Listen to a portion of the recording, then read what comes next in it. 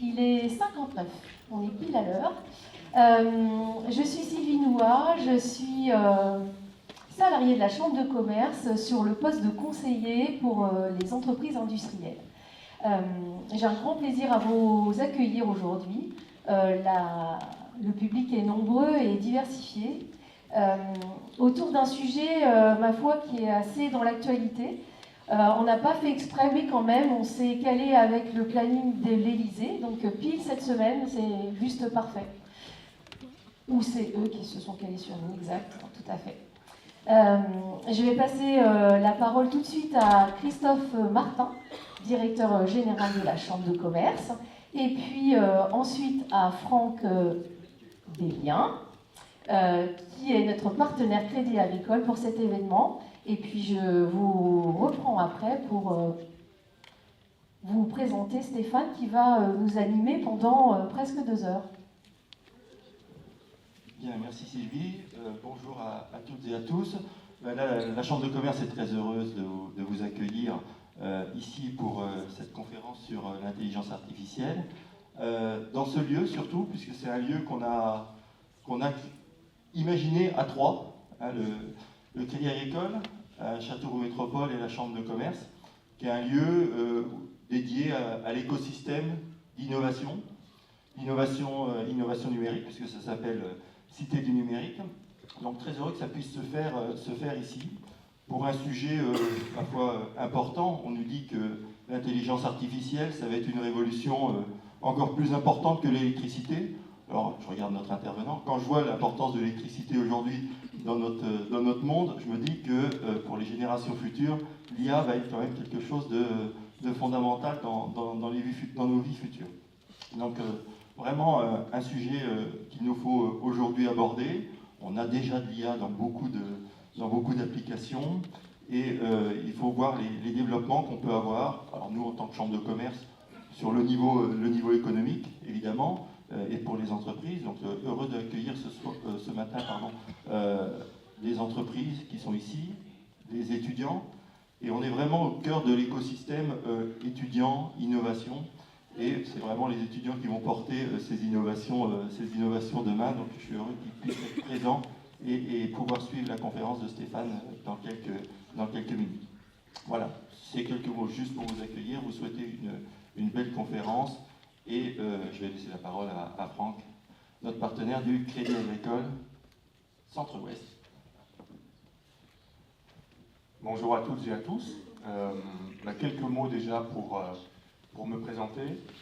Donc Franck Bélien, je suis directeur au sein de la Caisse régionale de Crédit Agricole Centre-Ouest, en charge de ce qu'on appelle chez nous les marchés spécialisés. Alors, pour que ce soit plus peut-être compréhensible, ça concerne notamment le marché des entreprises sur les 2 départements de l'Indre et de la Haute-Vienne, qui constitue le territoire de la Caisse régionale, ainsi que de la banque privée, notamment la banque privée des dirigeants, et le village Baïséa de Châteauroux, qui nous accueille aujourd'hui.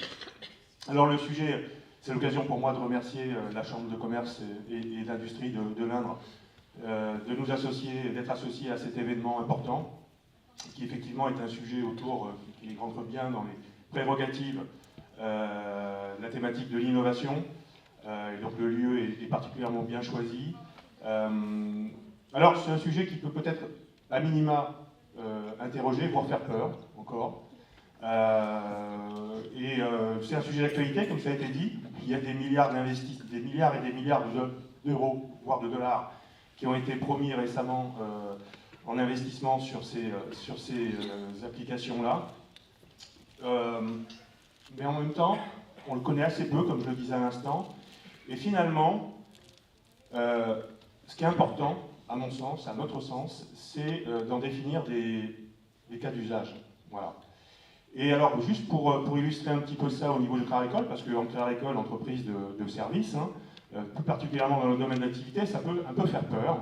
Et donc, ce que l'on a commencé à faire au Crédit Agricole, c'est à nous familiariser avec certains usages de l'intelligence artificielle. C'est récent, c'est même relativement récent, c'est l'année 2024 qui a été assez pivot d'ailleurs, en tout cas chez nous.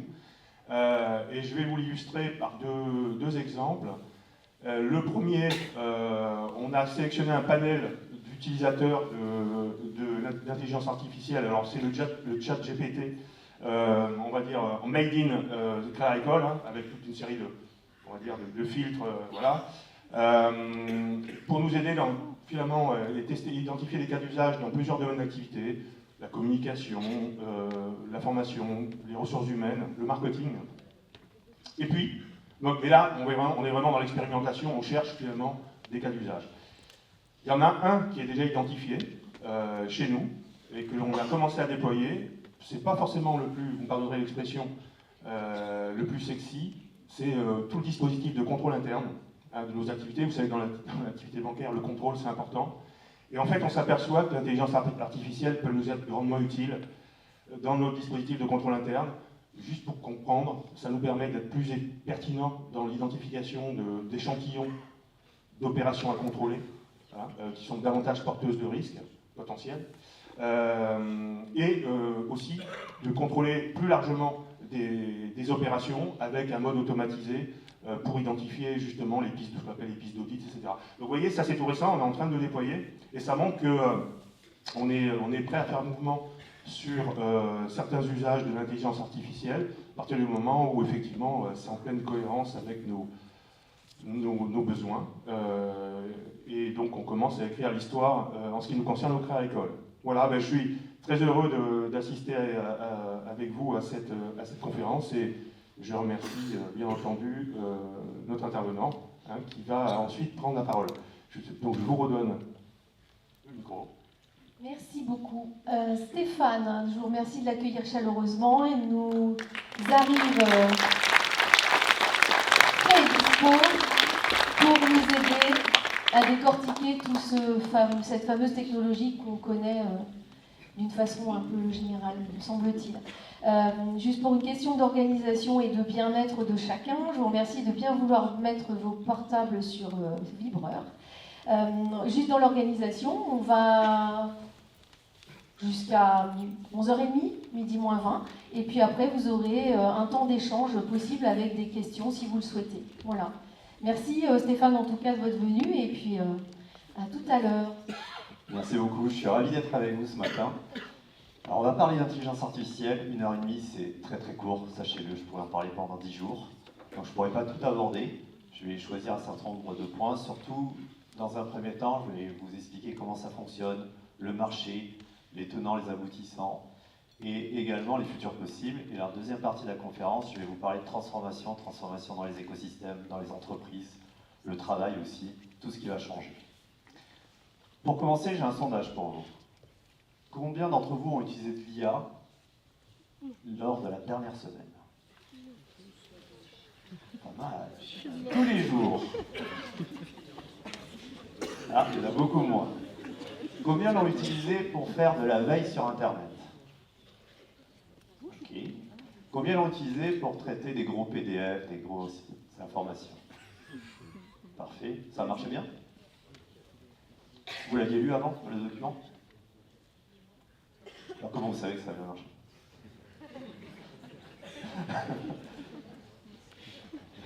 Ça marche pas si bien que ça. Faites attention. Combien l'ont utilisé pour faire des manipulations sur des fichiers Excel? Là aussi, vous étiez content? Pas toujours. Ok. Combien l'ont utilisé pour faire des recettes de cuisine? Ouais, pas beaucoup. Des cocktails. Combien l'ont utilisé pour faire de la musique? Très bien. Et combien l'ont utilisé pour se coacher? Se coacher. Ou faire de la formation. Ok. Donc vous voyez, vous avez déjà dans la salle des usages très hétérogènes.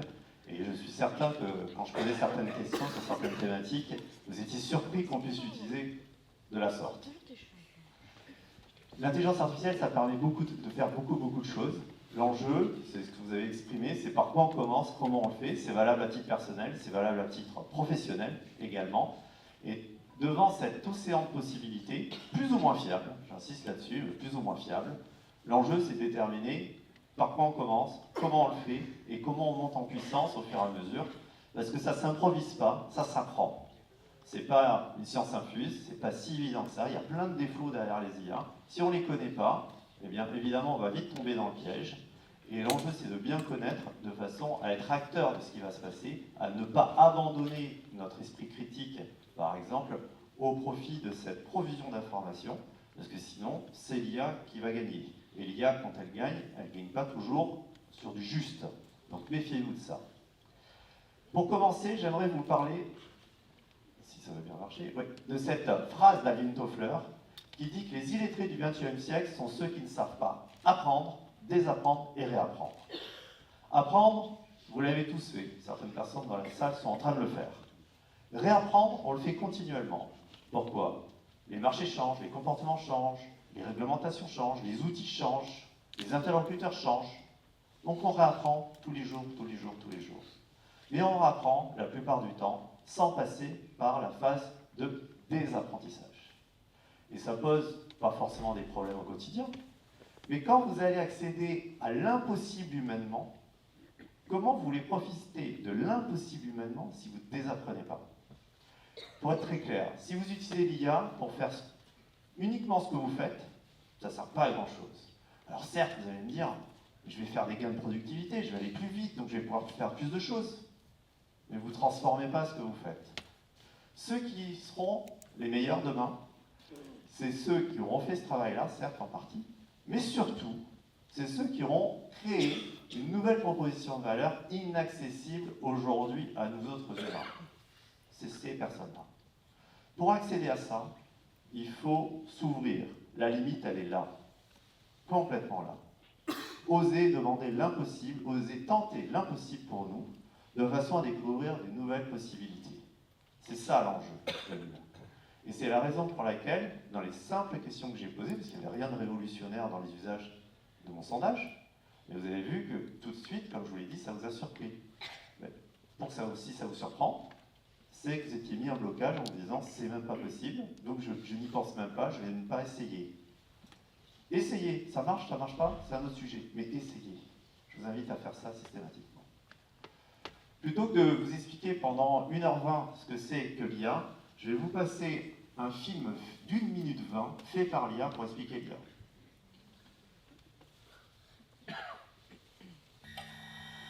L'intelligence artificielle, qu'on appelle aussi IA, regroupe différentes techniques informatiques qui imitent l'intelligence humaine pour effectuer certaines tâches. Par technique informatique, il faut entendre des données, des algorithmes. Cette technologie est puissante et permet de traiter très rapidement des milliards d'informations. Surtout, elle apprend et progresse en s'entraînant en permanence. L'IA est présente dans les smartphones, les ordinateurs, les tablettes, les bornes interactives et même les systèmes de navigation dans les transports.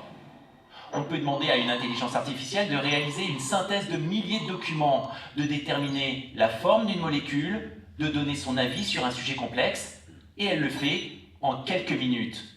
L'IA, c'est aussi des adversaires dans les jeux vidéo qui interagissent avec nous, des robots domestiques qui nous aident dans notre quotidien, ou bien encore des applications qui créent des œuvres d'art ou des photos. Et bientôt, elle permettra aux voitures de conduire toutes seules. Il y a aussi de grands espoirs pour la santé. Si l'intelligence artificielle est capable de diagnostiquer plus rapidement une maladie, les patients pourront dès lors être soignés plus tôt et mieux. Mais l'IA ne fait pas l'unanimité. Alors que certains pensent qu'elle améliore constamment notre quotidien, d'autres redoutent qu'elle soit mal utilisée, par exemple pour nous espionner ou diffuser de fausses informations. Tout ça vous connaissiez, et là je vous présente... j'ai un petit problème avec le Wi-Fi. Alors attendez, je vais faire une petite manip, très rapide, je vais passer sur mon téléphone. Parce que le Wi-Fi du centre filtre un certain nombre de contenus. L'idée c'était de vous montrer l'état de l'art. Et en effet, pour cet état de l'art, j'ai besoin de contenu particulier.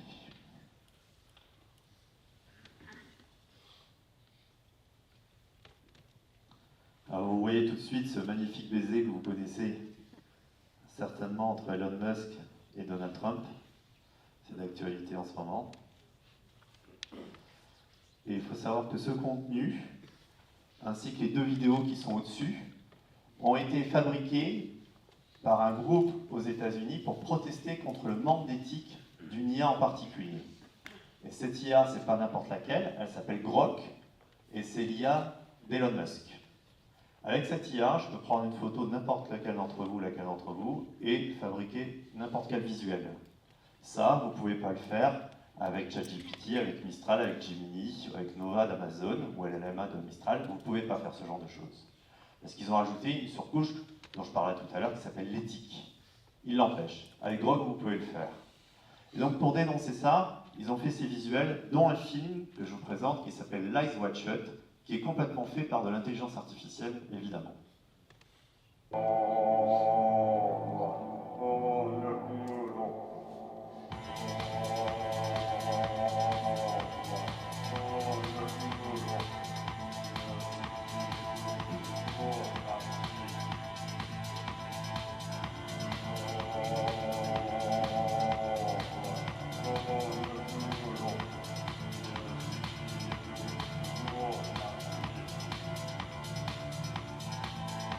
Je vous invite à aller voir la suite.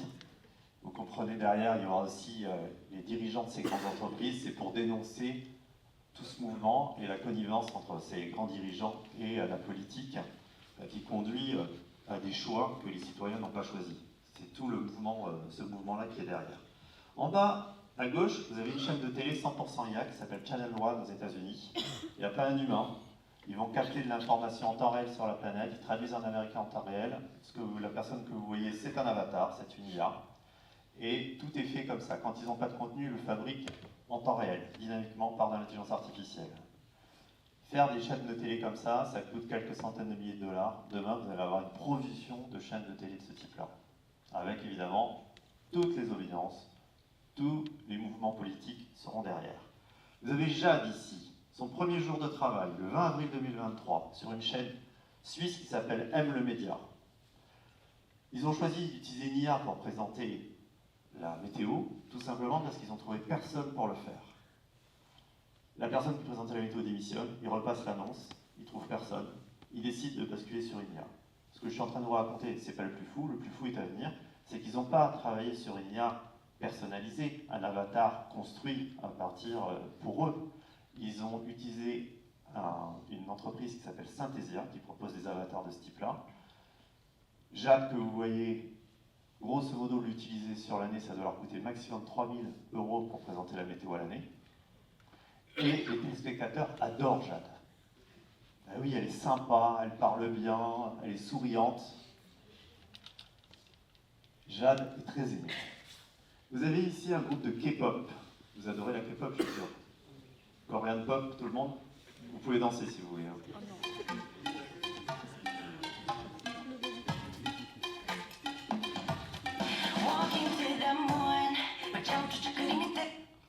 Alors, c'est un avatar, évidemment. Elle fait partie d'un groupe de 3 avatars, 3 IA. C'est un groupe qui a beaucoup de succès en Corée. Elle donne des interviews, elle participe à des shows télé, elle donne des concerts. Vous imaginez que le grand gagnant dans cette histoire, c'est le producteur. Ça coûte pas très cher. Au passage, sachez que Spotify, vous l'avez peut-être entendu, s'est fait attraper par la patrouille il y a à peu près 10 jours. Le modèle économique de ces plateformes, c'est lié à la part d'audience que vous avez en termes de diffusion. Et donc évidemment, pour que ça rapporte plus d'argent, plus vous avez des contenus qui coûtent peu cher, plus vous allez avoir une rémunération intéressante en différentiel, en marge. Et donc ce qu'ils ont fait, c'est qu'ils ont créé plein de chansons par de l'IA, qui réintroduisent dans les flux que vous écoutez. Vous ne voyez pas la différence, parce que la qualité est très très proche de ce que vous pouvez entendre, de plus en plus en l'occurrence. Donc là aussi vous avez une transformation. S'ils ont fait ça, vous imaginez bien que beaucoup de maisons de disques vont faire la même chose. Puisque l'enjeu pour eux, c'est d'avoir un revenu, le maximum c'est la part d'audience, et le moins cher possible. Donc si c'est fabriqué par l'IA, évidemment vous comprenez que ça chute. L'art va être totalement bouleversé. Alors souvent, il y a des gens qui disent « mais ça, c'est pas de l'art, parce que tout est artificiel ». Je vous rappelle juste que nos grands-parents disaient que le synthé et Jean-Michel Jarre, c'était pas de l'art. Bon, finalement, on est en train de reproduire la même chose. Alors je ne peux pas parler de vous, je vais parler de moi. Pour moi, l'art, c'est de l'émotion. Peu importe comment c'est fait, ce qui compte, c'est l'émotion que je ressens.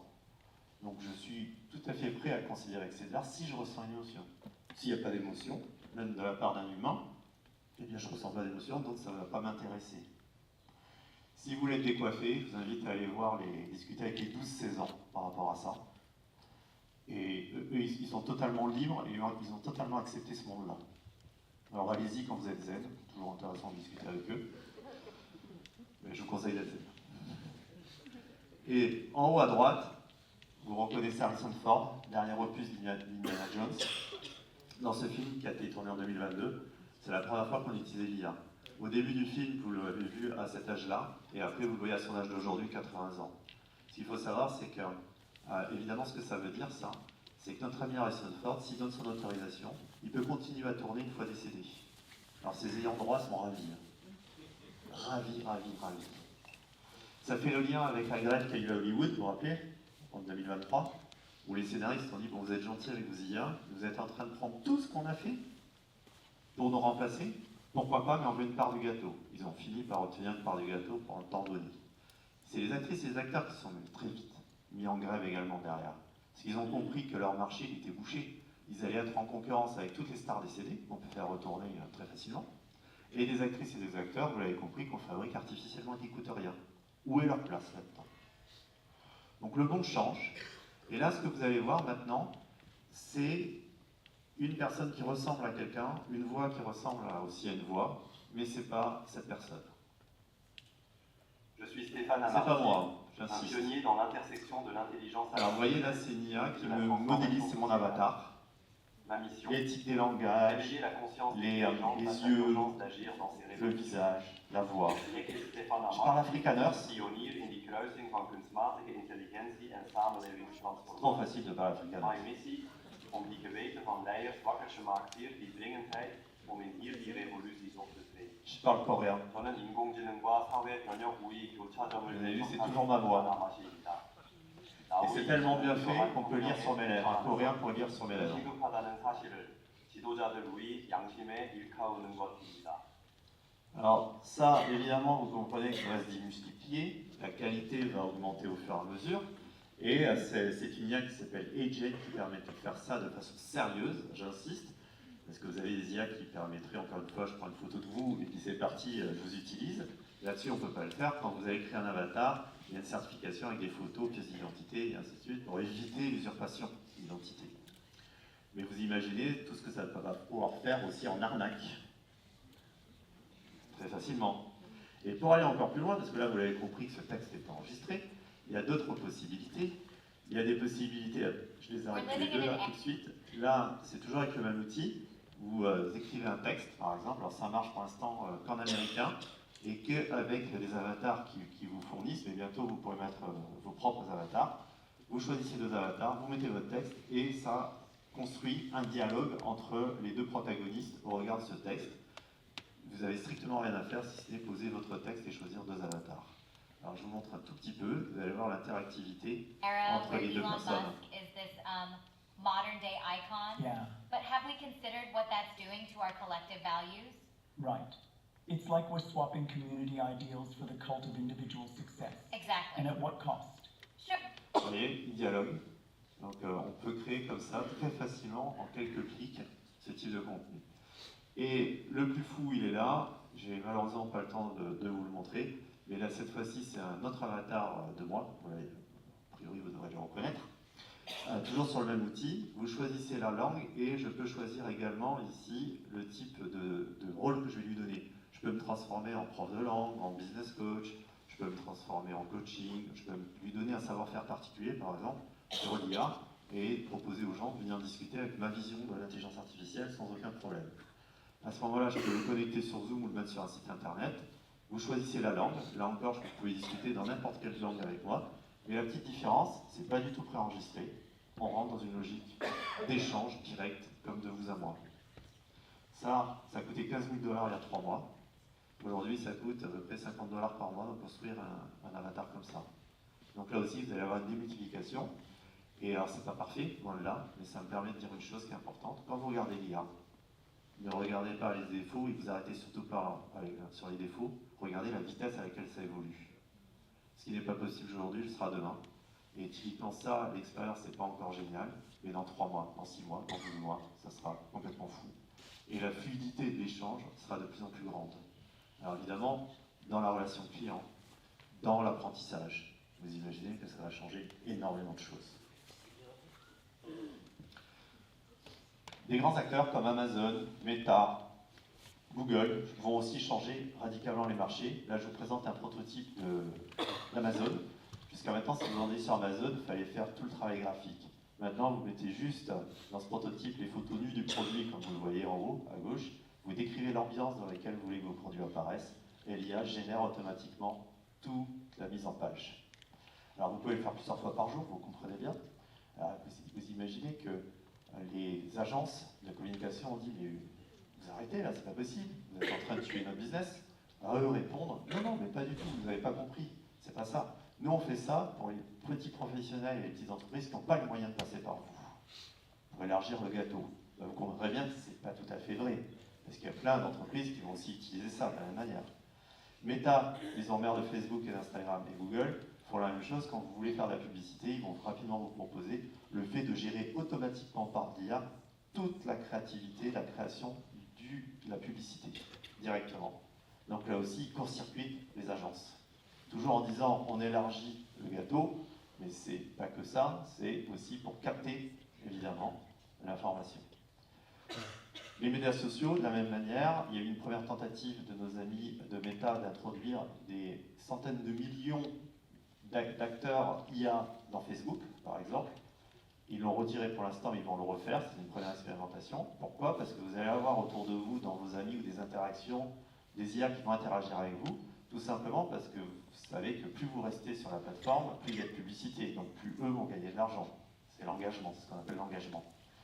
Eh bien, pour faire cet engagement-là, il faut vous solliciter de plus en plus, de plus en plus, de plus en plus. TikTok a parfaitement compris ça, par exemple. Et donc, dans ce cadre-là, plutôt que d'essayer de confier ça aux humains, qui le font pas suffisamment, ils vont introduire de l'IA qui va maximiser votre engagement et le temps que vous allez passer. Il y a même un réseau social qui s'appelle social.ai, qui est encore plus terrible. Dedans, vous créez votre compte, vous n'aurez jamais aucun ami humain. Automatiquement, il y a plein d'amis IA qui se créent. Ils sont tous à fond derrière vous. Quand vous publiez, ils vont dire c'est génial, bravo, t'es le meilleur, et ainsi de suite. C'est aussi ça, l'IA. Et pour finir cette introduction, vous avez le cours de bourse de Téléperformance qui s'est complètement cassé la figure le 6 mars 2024. Pourquoi? Comme tout le marché des acteurs des call centers, parce qu'il y a une entreprise suédoise qui s'appelle Klarna qui a dit regardez ce qu'on a fait, on a pris un ChatGPT tout simple, on l'a mis dans un call center, on ne disait pas si c'est l'IA qui répondait aux clients ou si c'est de l'humain, on compare la satisfaction des clients, même niveau de satisfaction.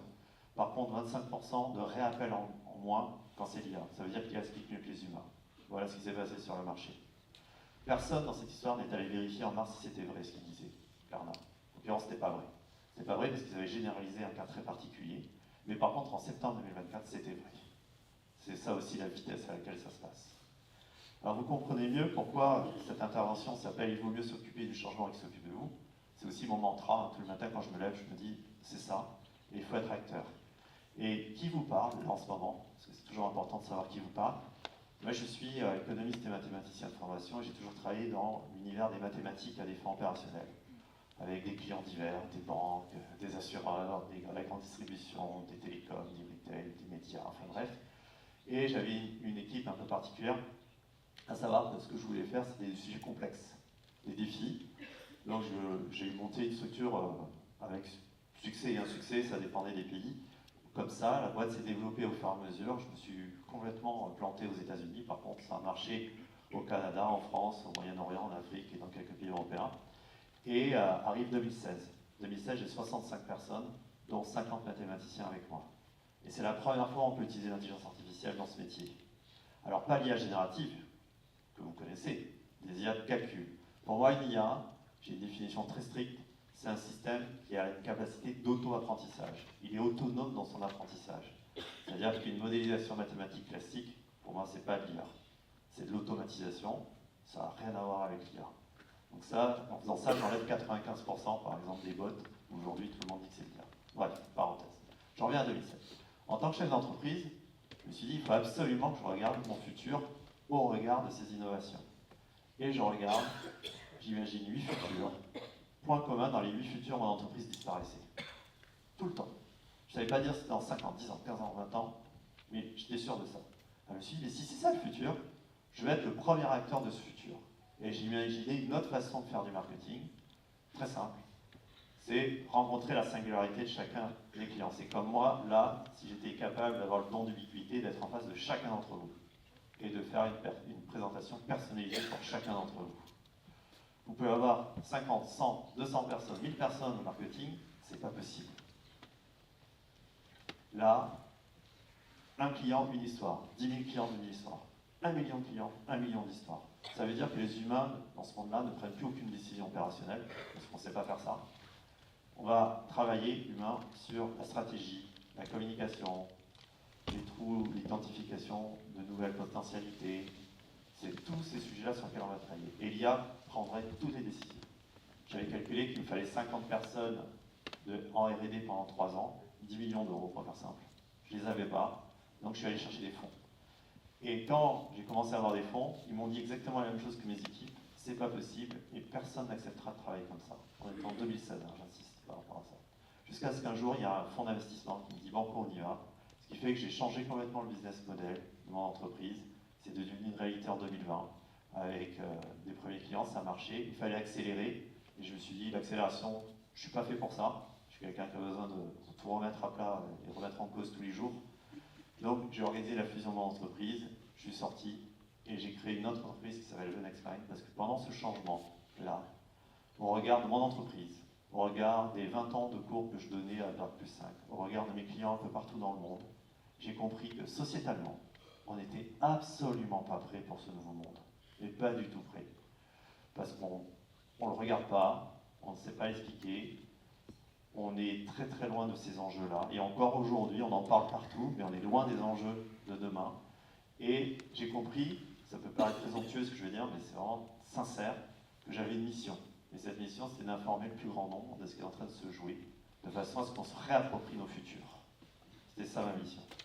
Donc, j'ai créé une autre structure qui s'appelle Venexpine, dont c'est la mission également. Et j'interviens dans des conférences où juste, moi je me définis comme un catalyseur pour mettre le pied à l'étrier aux entreprises, aux organisations, pour qu'elles puissent identifier le chemin sur lequel elles doivent aller. Et après, c'est à l'entreprise d'y aller. Je ne les accompagne absolument pas. Ça me permet de travailler avec des toutes petites boîtes, des très grosses, un peu partout dans le monde, et avec des secteurs d'activité extrêmement différents. Donc tout ça me nourrit, et évidemment, j'essaie de restituer au maximum ce petit temps d'avance que j'ai, et j'adore écrire. Si ça vous intéresse, j'édite une newsletter qui s'appelle Métamorphose, qui est sur mon compte LinkedIn.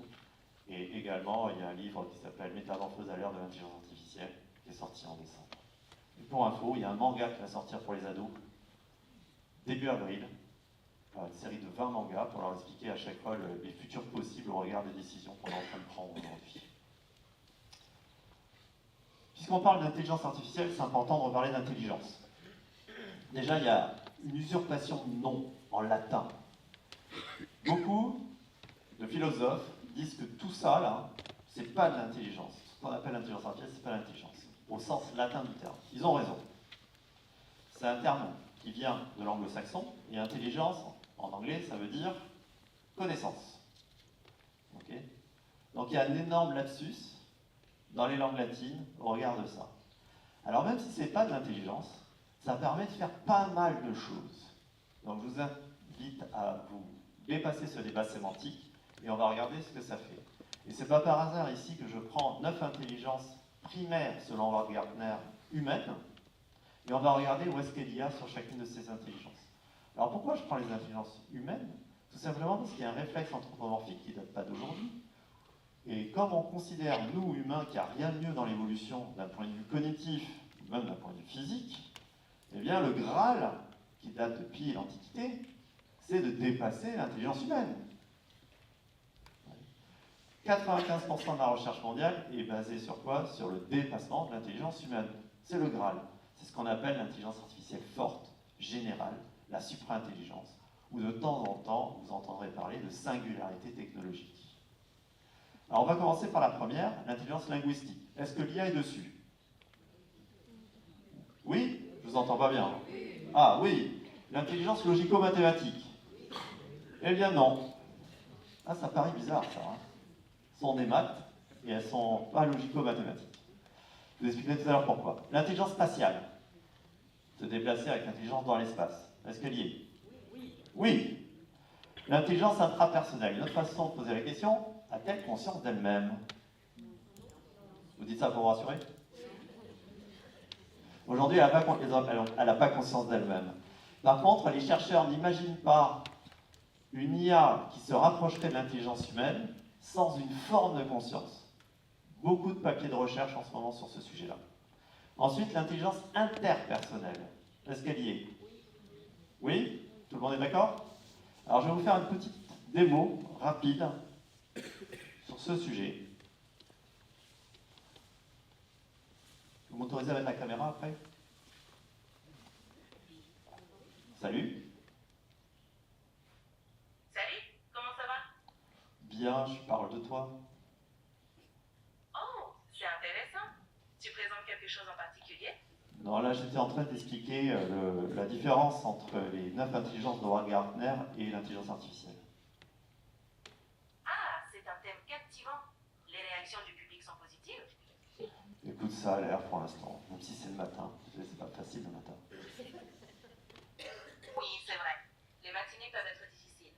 Mais si le public est réceptif, c'est un bon signe. Tu as prévu des interactions pour les réveiller un peu? Ah ouais, tout à l'heure, pas pour l'instant. Dis-moi, est-ce que tu te rappelles ce qui m'énerve avec mon fils en ce moment? Oui, tu m'as dit que tu t'énerves souvent en lui expliquant les maths et qu'il fait exprès de t'énerver. Tu veux en parler? Yes. Non, non, non, non, non, non. Non, pas maintenant, s'il te plaît. On en parlera de ça plus tard, parce qu'il y a plein de monde qui t'écoute là. Pas de souci. On en reparlera plus tard. Bonne présentation. Alors, dis-moi, je te propose un exercice un peu particulier. Je vais expliquer un concept complexe qui est l'intrication quantique. Et tu vas m'écouter, tu vas choisir 3 critères de ton choix, tu vas me donner une note entre 0 et 10 en étant sévère. Et après, tu vas me dire comment je peux améliorer. Ok pour toi? Oui, parfait. Vas-y, j'écoute. User wants to explain a complex concept, quantum entanglement, and wants me to choose. Là, je sais pas ce qu'elle fait là. Je suis là. Ok. Il y a une nouvelle. Non, c'est bon, c'est moi qui vais te parler. Il y a l'avènement de l'informatique quantique qui va arriver. L'informatique quantique, ça va révolutionner l'informatique telle que vous la connaissez. Et ça repose sur 2 fondamentaux de la mécanique quantique. Il y en a un qui s'appelle la superposition des états et l'autre, l'intrication quantique. L'intrication quantique, on dit que 2 particules sont intriquées quand elles ont un lien entre elles, indépendamment de la distance qui les sépare. Par exemple, si j'ai un électron dans ma main qui est intriqué avec un électron qui est sur alpha du Centaure, 4 milliards d'années-lumière, ça fait loin. Si il y a un changement d'état de cet électron sur ce qui est sur alpha du Centaure, en temps réel, j'ai l'information sur celui qui est dans ma main. Alors on a l'impression qu'il y a de l'information qui se déplace, pas du tout. C'est le côté magique de l'intrication quantique. Et ça, vous imaginez que dans l'informatique quantique, ça permet de véhiculer de l'information à des vitesses complètement démentielles, et donc de faire des gains structurels et très importants dans la vitesse de calcul. J'ai fini. C'est une très bonne explication de l'intrication quantique.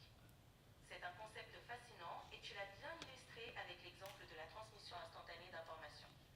Si tu veux, on peut discuter des implications de cette révolution pour l'informatique. Non, donne-moi 3 critères d'évaluation et donne-moi une note comme je te l'ai demandé.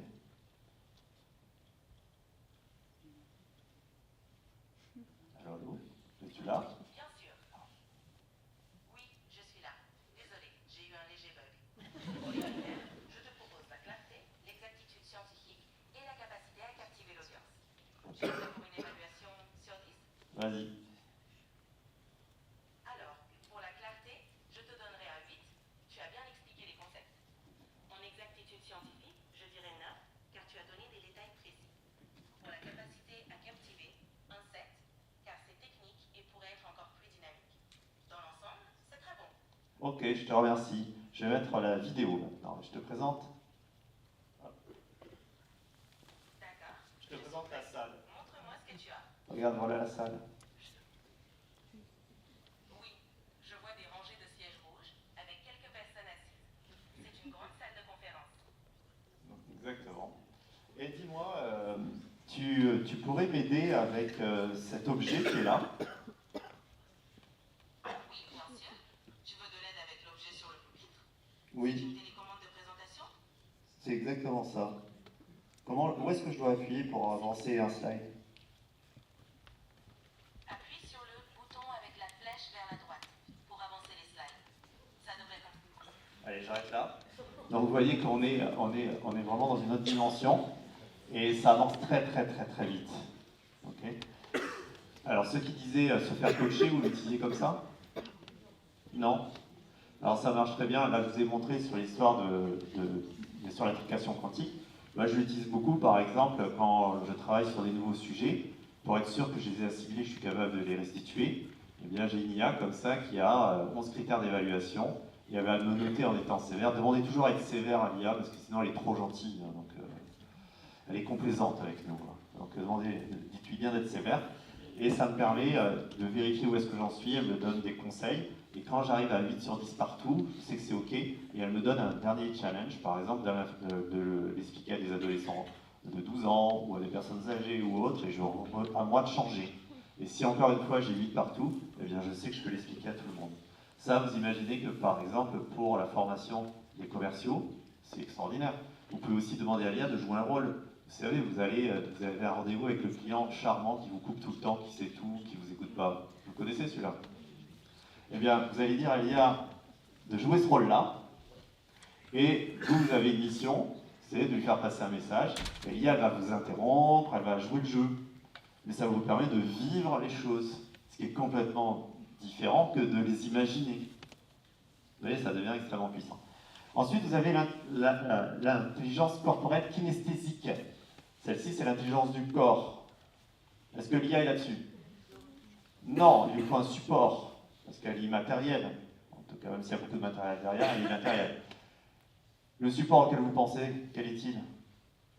Le robot, naturellement. Aujourd'hui, il y a des rapprochements entre entreprises de robotique et entreprises d'IA qui vont faire des progrès conséquents. Il y a un autre support auquel certains pensent, nous autres, les humains, les implants cérébraux. C'est ça aussi, hein, n'oubliez pas. Ensuite, l'intelligence musicale. On a compris que oui, à fond, c'est de plus en plus utilisé. L'intelligence naturaliste, à ne pas confondre. Je vois tout de suite les premiers rires. J'ai repéré les personnes. Alors, l'intelligence naturaliste, qu'est-ce que c'est? C'est l'intelligence qui est inhérente à l'espèce humaine depuis toujours, qu'on abandonne aujourd'hui. Savoir vivre intelligemment avec son environnement. L'IA, elle n'est pas très bonne là-dessus. C'est pas une question de capacité, c'est une question d'investissement. Elle pourrait être incroyable sur ce sujet-là, résoudre tout un tas de problèmes si on se donnait les moyens financiers de financer de la recherche sur le sujet. C'est pas le cas. C'est pas là que vont les financements aujourd'hui. Les financements, ils vont sur d'autres secteurs, comme vous pouvez le voir. Il y a une initiative de l'Union européenne qui est très importante et intéressante sur le sujet, c'est de construire un double numérique de la Terre pour simuler ce qu'on fait en systémie sur le futur. Et enfin, l'intelligence existentielle, philosophie, dépassement de soi, religion. Est-ce que l'IA est là-dessus? Pas par elle-même. Mais par contre, on peut l'utiliser. Sachez que cet été, à titre d'exemple, il y a le clergé qui a mis une expérience en place dans une petite église près de Lausanne, où vous pouviez, pendant 2 mois, aller vous confesser auprès d'un avatar de Jésus. Vous voyez, le clergé aussi se pose des questions. Ils expérimentent. Tout ça est facile. De la même manière, si vous avez des vidéos, des textes et des enregistrements de vos grands-parents, vous pouvez créer aujourd'hui un avatar de votre grand-mère, de votre grand-père, de qui vous voulez, qui n'est plus là. C'est très facile à faire, ce genre de choses. De la même manière, imaginons que ma compagne me quitte, eh bien, je suis très triste, je vais créer avec toutes les photos, les vidéos, toutes les choses, un avatar. Je peux discuter avec elle sans aucun problème, ça sera sa voix. Le seul avantage, c'est que c'est moi qui choisis quand elle m'engueule. Tout ça fait que ça change. Là, vous avez la courbe du QI humain, courbe que vous connaissez bien. En moyenne, on est à 100. Ça baisse légèrement en ce moment partout dans le monde, sauf en Chine, en Corée du Sud et à Singapour. Alors, ce réflexe anthropomorphique nous pousse à dire aux IA, passe le test du QI, on va voir si t'es bonne, toi. Alors, au début, on est rassuré, elles étaient toutes autour de 92 à peu près, donc on dit, bon, ça va. Puis tout d'un coup, il y a un premier ovni qui a débarqué, OWASP, d'OpenAI, 120. Tiens, Puis un deuxième OVNI qui est sorti un mois plus tard, O3, 154. Là, il n'y a plus grand monde. Hein. Et puis après, il y a le fameux R1 de DeepSeek, qui est arrivé au même niveau que O1. Alors, comment on a fait pour faire ça? Deux choses simples. Première chose, c'est comme vous. Si je vous pose une question, vous allez prendre le temps de réfléchir avant de me répondre. Faites tout ça, tout le temps. C'est bien connu. Hein, faites tout ça. Là, on oblige l'IA à le faire. C'est-à-dire qu'elle va diverger, vérifier au fur et à mesure pour donner sa réponse. Premier facteur d'amélioration. Je vous ai dit tout à l'heure qu'elles étaient nulles en logico-mathématiques. Pourquoi? Parce que toutes ces IA ont appris au départ avec tout l'Internet public. L'Internet public, il y a énormément de données littéraires.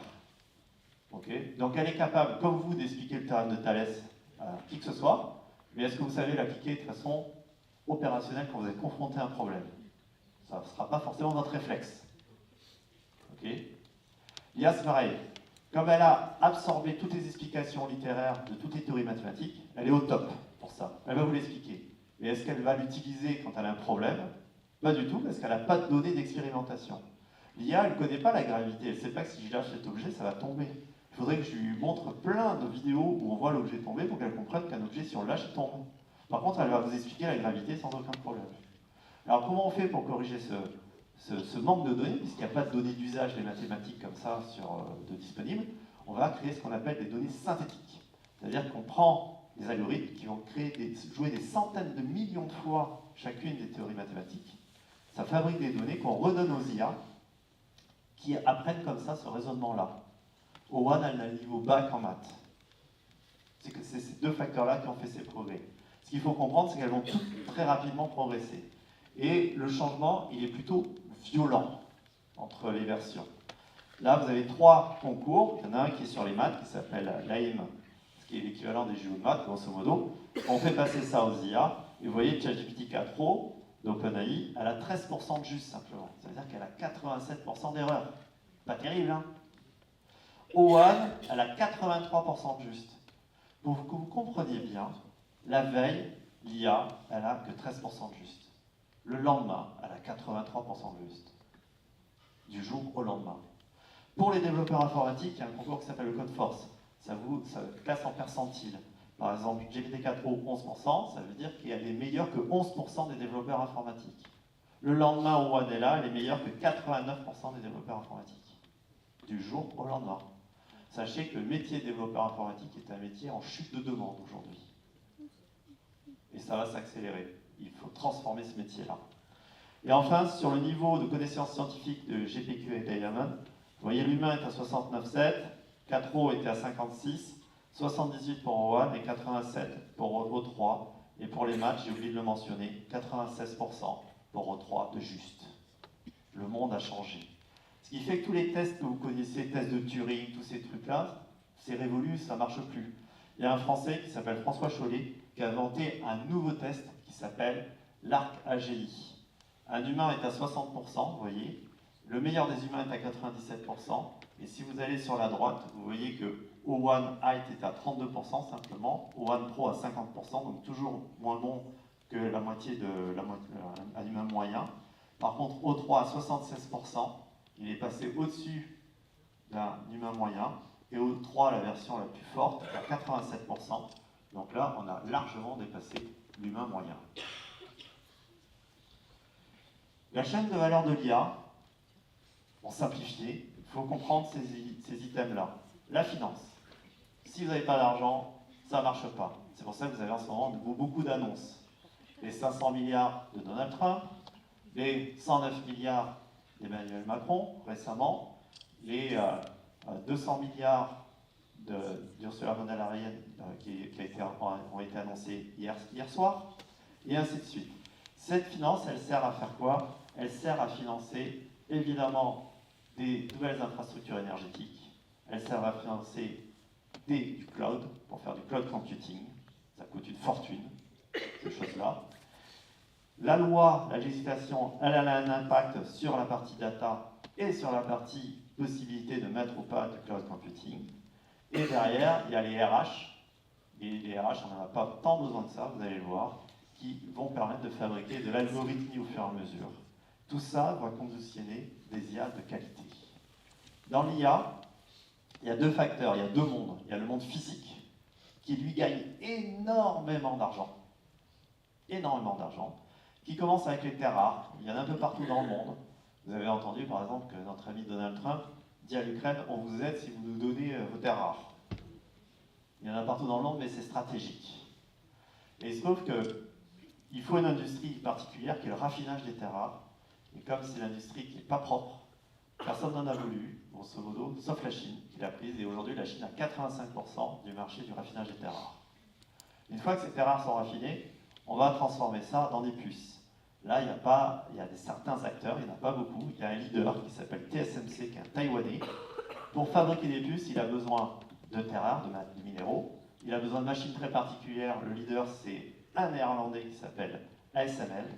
Et il a besoin du design de puces. Le leader, c'est Nvidia, que vous connaissez très bien. Voilà le triptyque. Tout ça est fabriqué à Taïwan. Évidemment, les États-Unis, l'Europe et le Japon ont dit « Oulala, mais c'est dangereux, il y a la Chine en face ». Tout d'un coup, on découvre qu'il y a la Chine en face de Taïwan. Et on se dit, il faut absolument des usines chez nous. Une usine, ça coûte entre 20 et 40 milliards de dollars. Il y en a une qui ouvrira à Phoenix, une adresse pour l'Europe et une en construction au Japon. Et ça couvrira que 15% des besoins. Alors, et derrière, une fois que les puces existent, il faut construire ces fameux data centers. Alors vous avez plein d'opérateurs privés, mais sachez que les plus gros opérateurs, c'est Amazon, Azure de Microsoft, et c'est Google Cloud Platform de Google, qui eux l'ont pour eux et c'est ouvert. Et vous avez après XAI de notre ami Elon Musk, vous avez Meta, qui ont des grosses plateformes et qui les gardent pour eux. Ces boîtes-là, à E5, ils investissent tous les ans, grosso modo, 300 à 400 milliards de dollars dans l'écosystème. Vous vous rappelez l'extraordinaire annonce de 500 milliards de dollars des États-Unis sur 5 ans? Eux, ils investissent 300 à 400 milliards tous les ans. On n'est pas du tout dans le même ordre de grandeur. Alors eux, ils ne le disent pas trop, il faut aller chercher dans leur compte pour le savoir. Parce qu'ils construisent, ils n'ont pas besoin de faire de politique, ils n'ont pas besoin de faire des annonces. Mais c'est ce système-là. Il y a un embargo, parce que les États-Unis ont joué la carte de la musculature. Ils se sont dit, plus on est costaud, plus on sera tranquille. Donc, ils ont joué la démesure en termes d'écosystème. Ils ont joué la carte de l'embargo en disant, ben, les compétiteurs, on va leur empêcher d'avoir les meilleures puces. La Chine, le Moyen-Orient, la Suisse récemment. Et ce qui fait que la Chine a construit un autre écosystème, différent, moins bon techniquement. Et comme il est moins bon techniquement, ils n'ont pas pu innover là-dessus. Eux, ils ont deux avantages. Ils ont un avantage sur les datas, parce qu'ils ont 1,4 milliard de personnes qui fabriquent de la data de façon homogène, ce n'est pas le cas des autres. Et ils ont un deuxième avantage sur les ressources humaines, c'est le pays qui a le plus d'ingénieurs formés sur l'IA, de très loin. Et les États-Unis, sans l'émigration des talents, ils vont avoir beaucoup de problèmes. Et là, l'élection de Donald Trump, le mouvement MAGA, vous avez vu, ils veulent interdire toute immigration. Les grandes boîtes de tech sont vent debout contre ça, parce que sans l'immigration des talents, ils vont vite être coincés. Donc ce qui risque de se passer, c'est que les centres de recherche de ces grandes boîtes ne seront plus aux États-Unis, du fait de ces lois-là. Et enfin, comme ils ont un déficit de puissance informatique, ils ont investi sur quoi? Sur l'algorithmie. D'où l'arrivée du fameux DeepSeek, qui a tout changé. C'est la contrainte, finalement, qui a fabriqué ce compétiteur. Et pour comprendre l'IA générative, le grand public l'a découverte en 2022, avec les photos du pape en doudoune et ainsi de suite. Vous vous rappelez de tout ça? C'était il y a 3 millénaires à l'échelle de l'IA. Ça allait tellement vite. 2018, ça a commencé. Une boîte qui s'appelle Google a toute la technologie pour le lancer. Je me suis dit, oulala, si on lance ça, on tue notre business model. Google n'a que 20 ans en 2018, je vous rappelle. Il y a quelqu'un d'autre qui prend le relais, OpenAI. 117 millions de paramètres. C'est quoi? C'est le nombre de paramètres pour modéliser mon cerveau, puisque je veux modéliser mon cerveau. Vous voyez, 1,5 milliard 2019, 175 milliards 2020. Et aujourd'hui, au One, on dit plus de 2000 milliards de paramètres. C'est complètement gigantesque. Ça nécessite une puissance pas possible. Alors vous connaissez ChatGPT avec OpenAI, vous connaissez Gemini de Google, vous connaissez Mistral, le français, qui est de moins en moins français parce que les capitaux ne sont pas français. Vous avez Nova d'Amazon, qui est récent. Vous avez Claude d'Anthropic. Vous avez Grok de notre ami Elon Musk. Alors quand je dis ami, quelque chose soit clair, je ne suis pas très fan d'Elon Musk. C'est ironique. Vous avez LLMA de Meta qui est particulier parce que c'est ce qu'on appelle un weight source. C'est-à-dire qu'ils le pré-entraînent, parce que ça coûterait trop cher pour nous de les entraîner. Après, vous pouvez le prendre, et on peut en faire ce qu'on veut. Pour le bien, le mieux de l'humanité ou le pire, ça nous regarde. On fait ce qu'on veut. L'armée chinoise a fait un petit pied de nez il y a 1 mois et demi, pendant un week-end, où ils ont dit « Regardez ce qu'on a fait avec l'ALMA de Meta ». Alors Meta a baissé la tête, personne n'a rien dit, mais c'est leur modèle, c'est comme ça. Vous voyez, c'est totalement gigantesque, et ce gigantesque fait que personne ne gagne de l'argent. Pour vous donner un ordre d'idée, OpenAI, c'est une boîte qui a 2500 personnes, qui a fait 4 milliards de revenus en 2024, c'est pas mal, hein, 4 milliards de revenus pour 2500 personnes, ça fait rêver, non, hein, et qui a fait 4 milliards de pertes. Donc 2500 personnes, 4 milliards de revenus, 4 milliards de pertes. Comment c'est possible? Parce que ce qui coûte cher, c'est le cloud computing, c'est acheter la puissance de calcul. C'est pour ça que les autres gagnent beaucoup d'argent.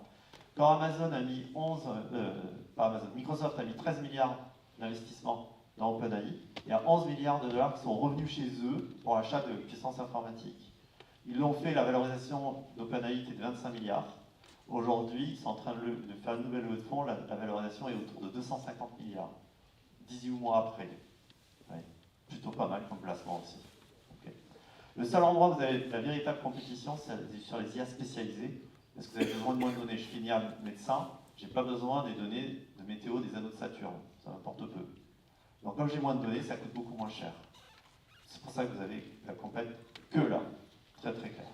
Et enfin, là je vous ai présenté l'écosystème de l'Occident, sachez qu'il y a un autre écosystème extrêmement riche qui est celui de la Chine, très puissant, très riche, avec une stratégie nouvelle qui consiste à mettre à disposition ces IA-là pour le reste du monde, d'où l'arrivée de DeepSeek et d'autres au fur et à mesure, tout simplement parce qu'ils ont compris que c'est une dimension d'hégémonie culturelle, de guerre culturelle, et le fait que les États-Unis enlèvent beaucoup de crédits qui diffusaient la culture et leur aide un peu partout dans le monde, va laisser un boulevard à la Chine et accéléré par l'intelligence artificielle.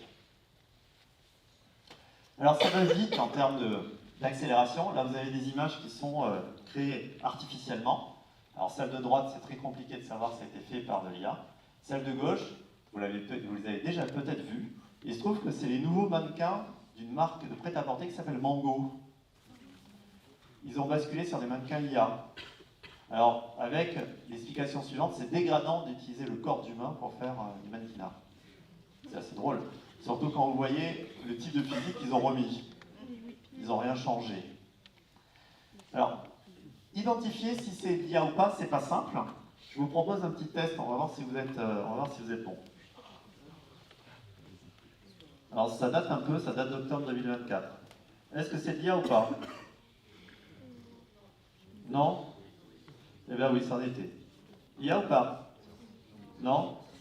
C'en était pas. IA ou pas? C'en était pas. IA ou pas? Vous êtes trop fort. IA ou pas? C'en était pas. IA ou pas? Oui? Eh ben non. IA ou pas? Oui? Eh ben non. Et ça? IA ou pas? Non? Ça n'était pas, ça c'est facile. Ça? Eh ben non. Bon, 6 sur 10, vous avez la moyenne, c'est entre 4 et 10 selon les groupes. Donc vous voyez, c'est de plus en plus compliqué. Et évidemment, on n'est pas obligé de dire, quand vous créez aujourd'hui légalement, vous n'êtes pas obligé de dire que ça a été créé par une IA ou pas. Et ça serait bien que la loi change par rapport à ça. Et il en va de même pour tous les contenus. Et là, vous avez, je vous montre très rapidement, ce sont des IA qui génèrent des vidéos directement. Là, c'est un artiste japonais qui a créé cette vidéo à partir de Sora. Sora et VO2 que je vous montre ici ne sont pas disponibles en Europe pour l'instant. Mais regardez la qualité.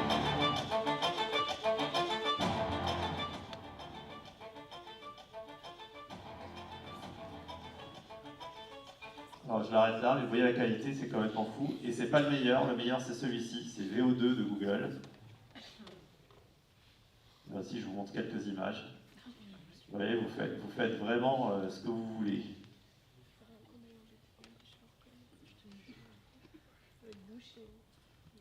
Tout ça est créé par du prompt. C'est pas de la réutilisation. Et là, vous avez la même chose sur la nature. Alors, je vais plutôt à la fin pour vous montrer. Voilà, ce sera plus beau. Hop, hop. Tout ça, ce ne sont pas des paysages qui ont été filmés et retravaillés par l'IA, c'est l'IA qui les a inventés. Complètement. Vous voyez? Donc vous imaginez que l'industrie de la vidéo, l'industrie du film, l'industrie de l'animation, l'industrie du jeu vidéo vont considérablement évoluer. Alors tout ça, quand vous l'utilisez, il faut savoir que ce sont des probabilités, des probabilités, des probabilités. Il y a deux techniques que vous devez connaître, parce que c'est les deux fondamentaux. Ça s'appelle les réseaux antagonistes pour la création graphique et les transformers qui permettent aussi de faire la création graphique, mais surtout du texte. Les réseaux antagonistes, c'est simple. C'est vous avez deux IA qui ont les mêmes connaissances et il faut les mettre, elles doivent se mettre d'accord entre elles. Chaque fois que vous faites de la création, c'est comme ça. Et faites attention parce que quand l'IA ne connaît pas, l'IA ne peut pas vous dire je ne sais pas. Elle va vous donner toujours la réponse la plus probable. Et pour les transformers, c'est la chaîne de caractères qui suit. Par exemple, si je dis à l'IA continue ma phrase, il était une fois, vous ne précisez rien, elle va vous donner le commun de tout le monde derrière il était une fois. Donc il y a toutes les chances qu'elle dise un prince, une princesse, quelque chose comme ça.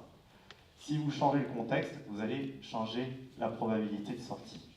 Et pour que vous ayez une bonne idée des 7 étapes quand vous faites un prompt, vous avez la demande de l'utilisateur. La première chose qu'on fait, c'est du nettoyage de la lemmatisation, c'est-à-dire qu'on garde la racine du mot. C'est la raison pour laquelle, quand vous faites des fautes d'orthographe, ça n'a pas d'influence. Parce qu'on garde que la racine du mot. Sauf si votre faute d'orthographe change la racine du mot, évidemment. Derrière, c'est la tokenisation, c'est ce que vous avez au-dessus de moi. On va fabriquer des petites entités, on va les mettre en vecteur mathématique. C'est comme ça que l'IA arrive à comprendre ce qu'on souhaite. On va ensuite la comparer dans la 5e étape avec l'apprentissage de l'IA pour finalement prévoir la prochaine chaîne de caractères en fonction de ce qui est demandé. Et la 7e étape, c'est la génération de la réponse. Si vous dites dans un temps enjoué, comme Victor Hugo, comme ceci, comme cela, dans tel format ou autre, ça ne se joue qu'à la fin. Alors ça, c'est assez amusant parce que c'est pas le réflexe qu'on a. Par exemple, si je lui demande d'expliquer l'intrication quantique comme un enfant de 12 ans, on a l'impression que ça sera moins qualitatif que si je lui dis comme un chercheur. En réalité, c'est que la 7e étape qui change, tout le reste n'a absolument pas changé. Vous voyez ? C'est le même niveau de qualité dans toutes les étapes d'avant. Conseil pour vous, quand vous faites un prompt, demandez quelque chose à l'IA, ça s'appelle un prompt, soyez très précis. Plus vous êtes précis, plus vous éviterez ces effets d'hallucination. On ne dit pas qu'une IA se trompe, on dit qu'elle hallucine. C'est le terme usité. S'il n'y avait pas de données, il n'y a pas d'IA. Sachez juste qu'aujourd'hui, il y a la moitié des nouvelles données qui arrivent sur Internet qui sont issues d'IA. La moitié. C'est complètement fou, vous devez le voir à peu près partout. Il y a des biais dans les données, faites attention. Si on n'avait pas ajouté ce qu'on appelle l'éthique, eh bien par exemple, toutes ces grosses IA auraient été sexistes. Pourquoi? Parce que les données sont sexistes. Et donc pour ajouter l'éthique, pour ceux qui ne veulent pas que leur IA soit sexiste, ouais, ça y est, revenu. Pour pas que l'IA soit sexiste, on fait ce qu'on appelle du renforcement. Parce que si je donnais des règles, évidemment, plein de gens essaieraient de contourner les règles. Le renforcement, c'est des gens au Sénégal, au Kenya, en Inde, qui à longueur de journée, des dizaines de milliers de personnes font oui, oui, non, non, oui, selon une éthique d'une boîte californienne, très souvent. C'est comme ça que ça se passe. Au bout d'un moment, l'IA a compris ce que c'était le sexisme. Vous pouvez toujours courir pour leur faire prêter des propos sexistes à ces IA. Sauf si vous utilisez Grok, Elon Musk, là vous pouvez y aller parce qu'il n'a pas mis de règle là-dessus. Alors c'est compliqué l'éthique, il faut savoir. Si vous demandez par exemple à DeepSeek, le chinois, des choses sur la place Tiananmen, elle vous dit je peux pas. Mais si vous lui demandez des choses sur des révisionnistes scientifiques, elle va vous dire c'est des bêtises. Alors que si vous allez sur Grok, elle va vous parler des manifestations de la place Tiananmen en Chine. Mais par contre, si vous posez des questions sur des révisions scientifiques, elle va vous dire c'est un point de vue. Vous voyez, c'est pas simple l'éthique. C'est compliqué. Les prochaines étapes de l'IA, les méthodes mathématiques, vous avez compris qu'elles vont changer. Le raisonnement mathématique aussi, il va progresser. Le lien avec la robotique, j'en ai parlé. Le terme à la mode en ce moment, c'est l'IA agentique. Ce sont plein de petits agents autonomes. L'autonomisation de l'intelligence artificielle. Ça veut dire que je les rends autonomes dans ce qu'elles vont faire. Faites attention à ça, parce qu'il y a des risques juridiques, évidemment, qui vont avec. Donc, il vaut mieux faire très attention. Essayez pas de faire, dans tous les cas, si vous faites des IA agents qui fassent beaucoup de choses, privilégiez des petites qui font qu'une seule chose, mais bien. Et après, elles vont dialoguer entre elles, et ainsi de suite. C'est comme ça que ça doit se passer. Soyez vigilants par rapport à ça. Le modèle économique tel qu'il est, vous avez compris, il est structurellement déficitaire, donc ça ne va pas durer éternellement comme ça. Ce qui va se passer certainement, c'est que vous aurez un niveau d'IA moyen, on va dire, pas très cher. Au passage des IA gratuites, sincèrement, je vous déconseille d'utiliser, c'est bien pourri. Et le niveau du dessus, plus vous allez aller loin, plus ça coûtera cher. Ça, c'est gagné d'avance. L'hybridation avec le biologique, on y va tout droit. Et enfin, l'IA générale, qui est le Graal. Et dans ces conditions, il y a plein de mais. L'histoire, elle n'est pas écrite. Si, par exemple, la Chine envahit Taïwan, évidemment, gros gloops.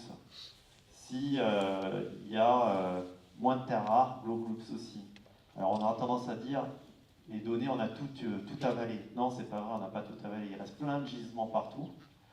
Ça, c'est très très clair. La régulation, vous savez qu'en Europe, il y a l'IA et le Digital Act qui sont là. Vous êtes bien concernés, c'est parti. Eh bien, là aussi, la régulation peut changer la donne. Alors souvent, on entend dire, au passage, j'en profite, qu'en Europe, on régule et puis ailleurs, on innove. C'est plus compliqué que ça. Hein. S'il y avait un espace, et aujourd'hui, le problème de fond, c'est qu'il n'y a pas d'espace économique suffisamment intégré pour laisser grandir des champions dans l'Union européenne. Chaque pays se tire la bourre, il n'y a pas de vision globale. Ce qui fait que tous ceux qui réussissent ne peuvent pas rester en Europe, ils ont plutôt intérêt à aller ailleurs pour avoir des rendements d'échelle. Il faudrait qu'il y ait un financement global au niveau de l'Union européenne. Et, encore une fois, si c'était le cas, un marché de 450 millions d'habitants avec ce niveau de revenus deviendrait la norme d'un point de vue technologique. L'espoir est là, avec ce qui est en train de se passer, et DeepSeek, pour le chinois, encore une fois, est une très très bonne nouvelle pour ça, parce qu'elle a montré qu'il y avait un autre modèle que celui du très costaud américain. Donc j'espère que ça va prendre et qu'on accélérera là-dessus. S'il n'y a plus d'argent, pareil, parce que ça coûte cher, évidemment on peut rejeter tous ce monde-là, c'est pas le chemin qu'on prend, loin de là. S'il n'y a pas de qualité, ça ne marchera pas. Et enfin, il y a le sujet de l'énergie. Alors vous savez que quand on annonce un financement de 50 milliards de dollars des Émirats Arabes Unis pour faire un data center, en face, en termes de besoins énergétiques, c'est une centrale nucléaire. C'est ça. Ça vous donne une idée. Alors la France, on est plutôt bien loti, parce qu'on a un parc nucléaire, il y a des projets là-dessus. Il y a deux pays qui sont aujourd'hui, on ne peut plus du tout installer de data center en Europe, pourtant ils ont beaucoup, c'est l'Irlande et les Pays-Bas. Pourquoi? Parce qu'ils n'ont plus aucune capacité additionnelle d'électricité. Ils sont au taquet, c'est fini. En Allemagne, on ne peut pas en utiliser beaucoup. Pourquoi? Parce qu'ils ont plus de nucléaire, beaucoup de charbon ou beaucoup d'éolien ou autre, mais il faut une stabilité très importante et une énorme puissance. Donc pour l'instant, on ne peut pas non plus. Donc on ne peut pas en installer partout. C'est pour ça que Donald Trump dit drill. Parce qu'il va falloir énormément de pétrole pour pouvoir nourrir tous les investissements qui sont en train de se passer en data center. Les deux sont intimement liés. Alors ces grandes boîtes, les Google, Amazon, tout ça, l'ont très bien compris. Elles vont toutes devenir énergéticiennes. Pourquoi? Elles veulent sortir du marché de l'énergie, parce qu'elles ne veulent pas être la raison de la montée des prix de l'énergie. Elles sortent. Le premier qui a bougé, c'est Microsoft. Vous avez vu, ils ont passé un deal avec la réhabilitation d'une centrale nucléaire pendant 20 ans, exclusivement pour nourrir leur data center. Alors évidemment, on pourrait se dire, comment on fait pour réduire tout ça? Alors, on peut caper les usages par jour et par personne. Ça serait inacceptable, vous comprenez bien. Il faudrait le faire au niveau mondial pour pas qu'il y ait de distorsion concurrentielle. Pas possible. On pourrait fabriquer des puces beaucoup moins consommatrices. On le fait, 50% de moins à chaque génération de puces. Mais la demande explose, donc la croissance est là.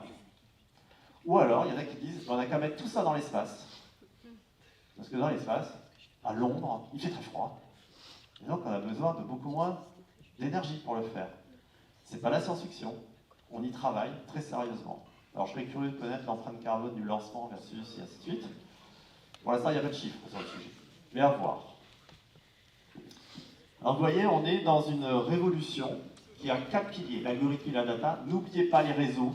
Sans réseau de diffusion, tout ça ne fonctionne pas. Et enfin, il y a la puissance de calcul avec 2 technos, je ne vais pas m'étendre sur le sujet, qui arrivent. L'informatique quantique, qui va mettre à plat à peu près tout ce qui se passe aujourd'hui en informatique. Un des leaders, c'est Google. Ces dernières semaines, ils ont pas arrêter de publier des résultats de recherche scientifique qui enlèvent des freins technologiques très forts. Et l'autre, c'est l'informatique biologique. Là, ce sont des chercheurs qui se sont dit, mais pourquoi on n'utiliserait pas des neurones biologiques qui sont beaucoup plus rapides que les neurones artificiels qu'on utilise pour tout ce bazar? Alors, on a ouvert le crâne de personne, je vous rassure. Mais ce sont des neurones humains d'élevage. On met dans des puces. Les résultats sont plutôt pas mal. La start-up leader, c'est une start-up suisse qui est là-dessus. Et les premiers papiers de recherche sont plutôt positifs sur les potentialités. Vous voyez, on est dans un monde qui change totalement. Totalement. Et c'est pour ça, tout le temps, on dit que ça, c'est une révolution technologique. Non, non, c'est une révolution sociétale. Pour vous montrer dans cette révolution sociale l'acceptation du public. Là, vous avez un graphique qui vient d'une enquête de l'Ipsos qui a à peu près 3 semaines, qui a été publiée il y a 3 semaines. Vous retrouvez en abscisse, donc horizontalement, le pourcentage d'enthousiasme et en ordonnée, verticalement, le pourcentage de mal à l'aise. Vous avez les pays. Et vous voyez que les économies émergentes sont très enthousiastes, moyennement mal à l'aise.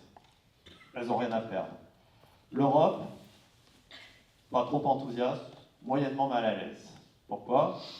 Vous allez le comprendre en opposition à nos amis anglophones. Eux, un petit peu moins enthousiastes et surtout très mal à l'aise. Pourquoi? Parce qu'en Europe, on se dit, il y a des réglementations et il y a un amortisseur social. Dans le monde anglo-saxon, ils disent, wow là là, à quelle sauce on va être mangé? Donc ils ont peur. C'est pas du tout le discours que vous entendez. Mais c'est pas les citoyens que vous entendez dans les discours. C'est les dirigeants. Vous voyez, il y a un décalage très fort qui est important à comprendre. Et dans ce cadre-là, juste pour vous montrer quelque chose de très très flippant, petite précision, tout ce que vous voyez là sera mis à disposition derrière. Je vous demande juste de regarder la colonne de droite là-bas. La question est, pensez-vous que ce serait une bonne chose que l'intelligence artificielle soit utilisée ici, dans les armées notamment, pour développer des armes capables de prendre elles-mêmes des décisions sur le champ de bataille? Comme vous pouvez le voir, 71% des gens sont d'accord. C'est formidable. Là, je suis tombé de ma chaise quand j'ai vu ça. Alors, champ de bataille, on a l'impression que c'est Gaza, c'est en Ukraine. Ils n'ont pas, je ne pense pas qu'ils aient pensé que ça pouvait être dans la rue à côté de chez eux. Vous voyez? Et on en est là dans cette acceptation de ce futur. Le futur du travail, lui aussi, va changer. Robotique, là, vous avez des robots qui sont en production dans l'usine de BMW, qui remplacent des tâches qui étaient encore réservées aux humains, parce que ça nécessitait énormément de technicité manuelle, d'analyse et autres. Ces robots-là sont capables de le faire. En bas, c'est des robots qui ont été commandés massivement par Amazon aux États-Unis pour remplacer les humains qui restent dans les entrepôts. Et vous voyez ce réflexe anthropomorphique, encore une fois, même au niveau physique. Quand on voit le sol de l'entrepôt sur Amazon, à quoi ça sert de leur mettre des jambes? Alors c'est une des choses les plus complexes, le déplacement par la marche. Mais non, on fait ça. Pourquoi ils n'ont que 2 bras et pas 5 ou 6, pas 5 c'est débile, mais 6 bras, 4 ou 6 bras, pour qu'ils soient plus productifs? Non, réflexe anthropomorphique. Au passage, sachez qu'en 2026, donc l'année prochaine, normalement, vous pourriez avoir chez vous vos premiers robots humanoïdes ménagers pour entre 4 et 6 000 euros. Vous en voulez? Ah oui. Alors, les premières nuits, si vous levez et que vous tombez nez à nez avec le robot, il y aura pas mal de cris. Il y aura des réveils intempestifs. Et à droite, vous avez Caterpillar. Caterpillar, quand vous achetez un engin de chantier, vous achetez également la console de jeu qui va avec. Les gens que vous voyez peuvent piloter des engins à peu près partout, comme les drones finalement. Ça veut dire une chose, c'est que le travail il est mondial. Les constructeurs de camions travaillent exactement la même technologie. Dans le futur, il n'y aura pas un chauffeur dans un camion. Le chauffeur, il sera ailleurs. Et s'il a le permis, il pourrait conduire n'importe où sur la planète. Ce n'est pas un problème. Il en va de même, évidemment, vous le savez très bien, pour les chirurgiens, pour la médecine, pour tout finalement. Tout est en train de se transformer très rapidement. Et dans ce cadre-là, évidemment, il y a une étape supplémentaire, c'est de développer par de la technologie qui va être de plus en plus puissante sur ces petits engins. Ça va arriver en 2026. Vous aurez des miniaturisations de capacité de calcul en IA, qui fait que grâce à toutes les données qu'il y a de nous là-dessus, eh bien, on va pouvoir avoir des doubles numériques de nous. Plus ou moins puissants, partiels, total, à vous de choisir. Et au passage, je vous ai mis le futur du métavers de Meta, où c'est fini les petits bonhommes qui ressemblent à rien, ça sera les doubles physiques de ce que nous sommes. Alors, à titre d'exemple, eh bien, puisque vous représentez la banque, par exemple, ce qui va se passer, vous allez avoir de plus en plus de clients qui vont avoir une IA qui va gérer leur relation bancaire directement avec ce conseiller. Alors, par exemple, à titre personnel, moi je suis prêt à ça. Par exemple, ma conseillère m'appelle, je dis hop, hop, hop, discutez avec mon IA. C'est elle qui prend toutes les décisions, de toute façon, je vais déléguer. Alors, pour acheter du vin, jamais de la vie. J'irai moi. Mais par exemple, si je dois changer ma voiture, personnellement, je peux le donner à une IA, tout déléguer à une IA. Vous voyez, selon les produits, c'est très variable. Et les prévisions, c'est que d'ici 2030, c'est 30% de nos achats qui seront réalisés de la sorte. B2B, B2C. Pareil. Donc, ça veut dire que les entreprises, vous allez devoir communiquer avec des personnes physiques, humaines, et des IA. Il n'y a rien de mieux qu'une IA pour communiquer avec une IA. Le monde change. Vous voyez ? Le monde change complètement. Tout ça pour vous dire que, évidemment, on va devoir cohabiter. Alors, il y aura un mouvement qui va exister. Zéro tech, zéro IA. Quelle taille? Point d'interrogation. Mais il va exister, c'est certain. Si vous n'allez pas dans ce monde-là, vous n'avez pas d'autre choix que d'embrasser cette transformation. Et tant qu'à faire, si on embrasse cette transformation, autant qu'on soit acteur, autant qu'on choisisse où est-ce qu'on a envie d'aller. Mais pour le faire, il faut savoir. Si on ne sait pas, ça ne peut pas marcher. Dans le cadre de l'entreprise, je vous ai mis ici un certain nombre d'exemples d'usage que je qualifie d'aisés. C'est assez simple à faire, ce genre de choses. Alors après, évidemment, c'est plus facile, entre guillemets, si vous êtes dans une petite structure que dans une grande structure, comme vous l'avez parfaitement dit. Pourquoi? Parce qu'il y a moins de contraintes, et vous allez pouvoir aller plus vite, il y a moins aussi de problématiques de changement, d'accompagnement ou autre, et moins d'historique de système d'information au passage. Tout ça va faciliter. Je le redirai tout à l'heure, mais sachez que l'adoption de l'IA, c'est une remise à zéro de plein de choses dans la compétition. Très important. Ça crée énormément d'opportunités. Il faut savoir les regarder, il faut savoir les capter, mais il faut le faire tout en ayant de bonnes connaissances du côté obscur de la force aussi. Vous voyez, depuis tout à l'heure, je vous parle des deux côtés, opportunité, côté obscur, tout le temps. Je me balade entre les deux. Alors plutôt que de longs discours, je vais juste vous montrer 2-3 petits usages de l'IA qui vont vous amuser. Voilà, je vais utiliser ChatGPT. Et vous voyez ici, on a ce qu'on appelle des GPT, ce sont des petites IA qui sont dédiées à faire des choses. Alors je vais prendre un exemple. Avec un acteur de la grande distribution, on travaillait sur comment ils pouvaient utiliser ça avec des exemples d'usage. Et eux, ils avaient plein de recettes de cuisine sur leur site. Et je leur ai proposé de faire totalement différemment. Plutôt que d'avoir plein de recettes de cuisine, eh bien, c'est d'avoir comme un food court. Vous voyez, vous arrivez sur le site, il y a plein de chefs, personnalisés avec Edgeng, vous l'avez compris. Il y a le chef des nouilles chinoises, il y a le chef spécialiste du reblochon, il y a le chef spécialiste pour être en forme sur les plages l'été, enfin bref, peu importe. Vous choisissez, vous discutez avec lui, ils ont une personnalité, et après, vous pouvez leur demander ce que vous voulez. Là, vous avez un prototype qui s'appelle le chef bon vivant, qui fait que de la cuisine française. Alors je pourrais lui demander, évidemment, j'ai un reblochon et une carotte dans le frigo, qu'est-ce que je peux faire? Ou je peux être un peu plus ambitieux que ça, et lui mettre une photo du frigo. Et je lui dis, fais un menu.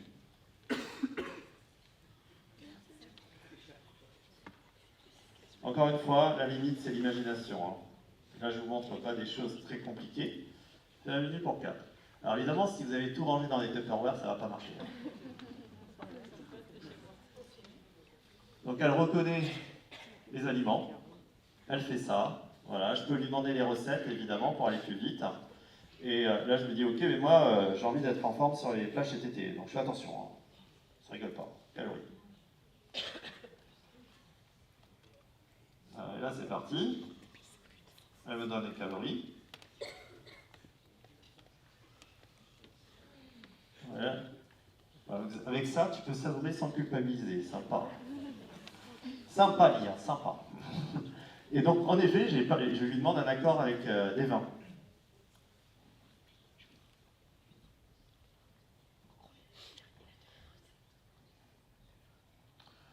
dans mon exemple, les vins qu'elle aurait proposés, c'était ceux de la cave du distributeur, vous comprenez bien. De la même manière, vous pouvez choisir un vin dans votre cave et lui demander à l'inverse de vous fabriquer le repas qui va bien autour de ce vin. Tout ça, il n'y a aucune difficulté. À titre personnel, j'en ai une cinquantaine comme ça et j'ai une cinquantaine d'agents dans mon quotidien. Ça me fait gagner à peu près 2 jours par semaine de travail, et y compris de faire des choses qui sont parfaitement impossibles pour moi.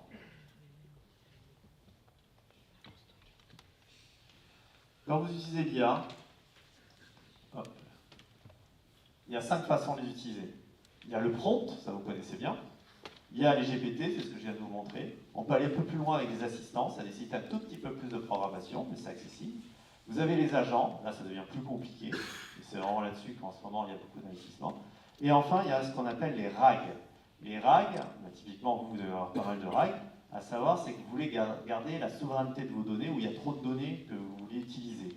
Dans ce cas, vous allez prendre un outil en weight source, comme je disais tout à l'heure, par exemple Mistral, le français, ou LLMA de Meta. Vous allez le mettre sur vos propres serveurs, et vous allez ajouter vos données dedans.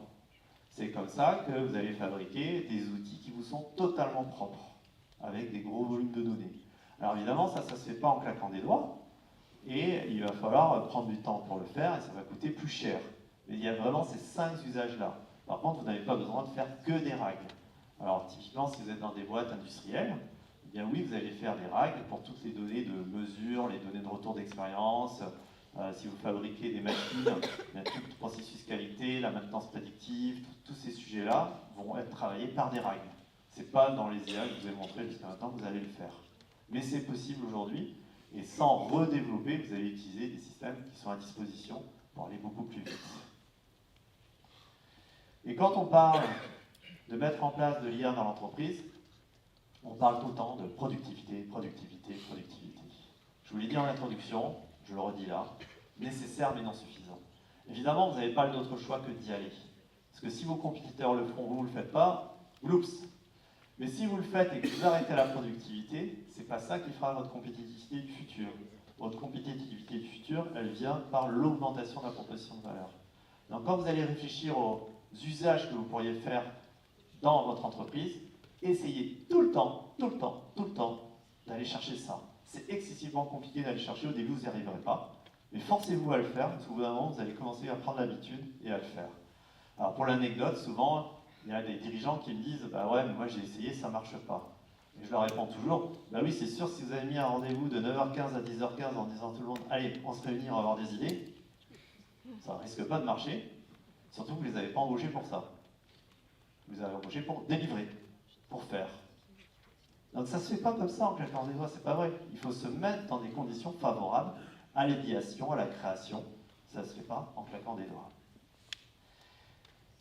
Et le travail, dans tout ça, il va aussi bouger. Là, c'est des résultats du World Economic Forum qui sort un rapport très intéressant tous les 5 ans sur le futur du job de 5 ans en 5 ans. Donc il y avait celui de 2020 à 2025, 2025 à 2030. Je vous ai sorti que 2 résultats. Il y en a plein d'autres qui sont intéressants, je vous invite à aller les voir. Là, c'est les besoins en termes de formation des ressources humaines en 5 ans. Donc la bonne nouvelle, il y a 41% des gens sur lesquels il n'y a pas grand-chose à faire, tout ira bien en 5 ans. Mauvaise nouvelle, c'est qu'il y a 59% des gens sur lesquels il va falloir travailler. Ça fait beaucoup. Là-dedans, il y en a 29%, il faut les reformer, alors on va dire comme d'habitude. Pas tout à fait comme d'habitude. Ça ne va pas être des formations, une formation tous les 2 ans dont on est en train de parler. Ça va être des formations tous les 3 mois. Parce que ça bouge très très vite. Donc il faut se mettre en place tout ce système-là. Il y en a 19%, il faut non seulement les reformer, mais il faut les mettre sur d'autres jobs. Pourquoi? Parce que leur job tel qu'il est aura disparu. J'en profite pour dire, souvent on dit que l'IA cannibalise des jobs. C'est pas vrai. L'IA cannibalise des tâches.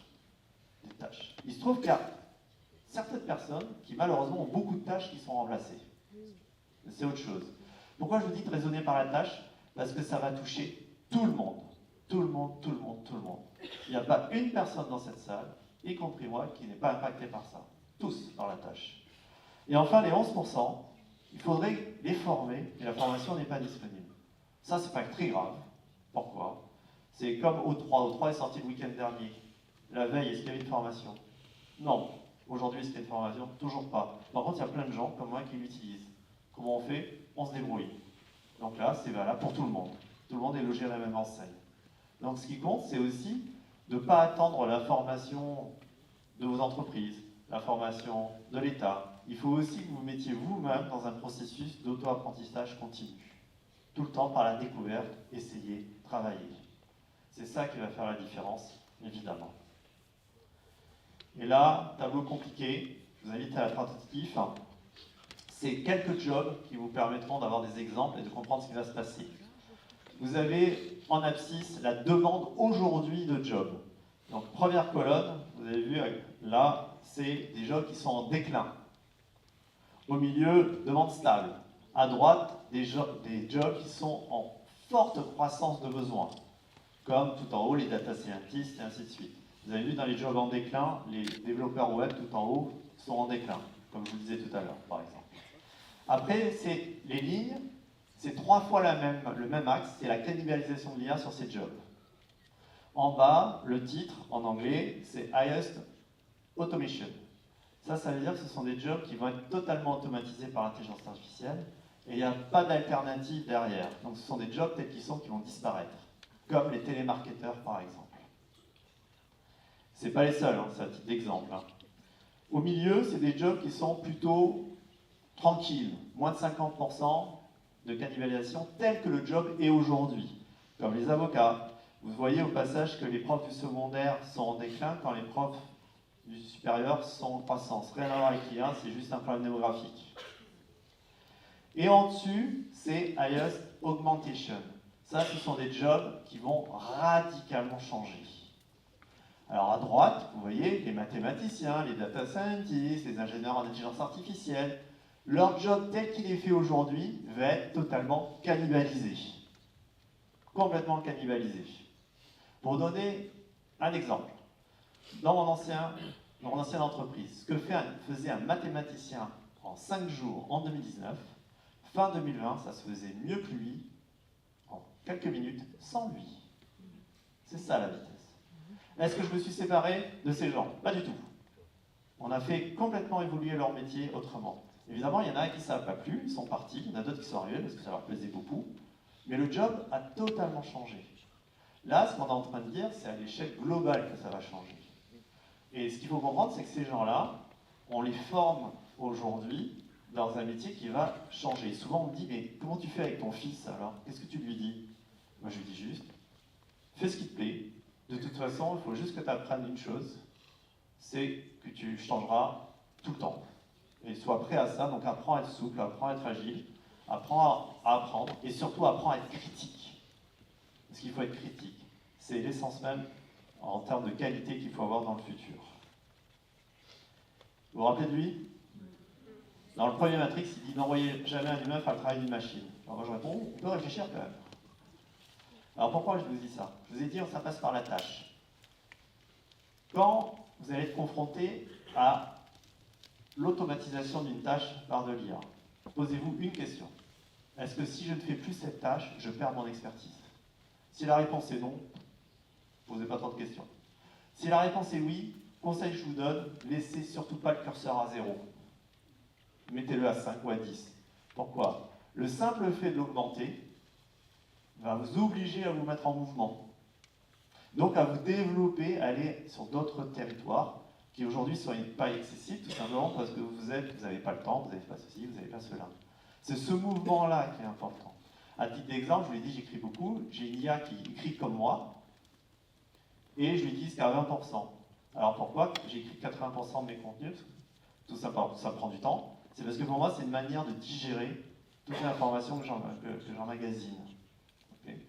Ces 20%, c'est que dans ce que j'écris, il y a à peu près 20% des contenus, je les maîtrise totalement, mais je juge nécessaire d'en parler. C'est cela que je donne à l'IA, parce que je ne vais rien apprendre.